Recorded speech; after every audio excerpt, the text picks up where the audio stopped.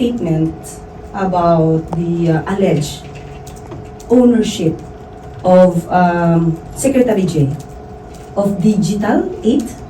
Okay. If I could still remember, I was asked by Miss Ana Majo. Sinulat ko po eh. Okay.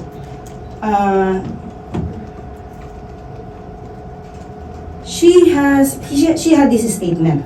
Ma'am, mayroon pong report na ang media company kung saan co-founder si Secretary J. Ruiz ang nakakuha ng 206 million na halaga ng kontrata sa PCSO. Ilang buwan bago po siya maging PCO Secretary. Di pa po ba, okay, period, okay?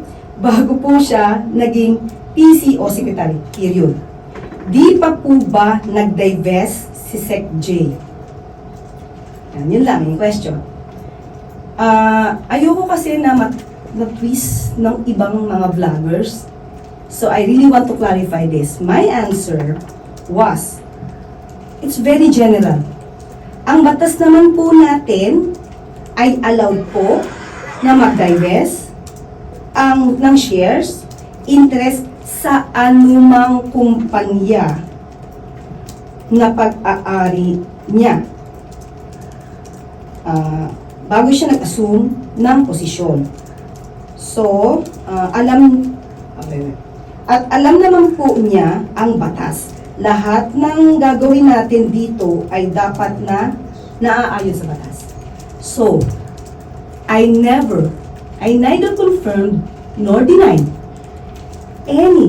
if there is any ownership or shares or interest, Secretary J over this DG8. I never mentioned the word DG8 as a matter of fact. It's very general. Kung anumang kumpanya, mayroon siya, nirecord ko to. Okay, ulitin natin. Allowed po na mag-divest ng shares, interest sa anumang kumpanya na mayroon siyang shares. So, within 60 days from the time na siya ay nag-assume ng position. So, there are some vloggers, I don't know other media, there is this, I will not consider that as misquoted because there might be a misunderstanding.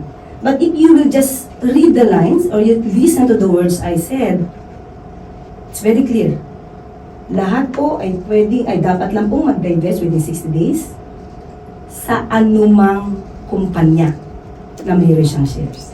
So with Digital 8, I do not have any, I did not say anything about the DG8.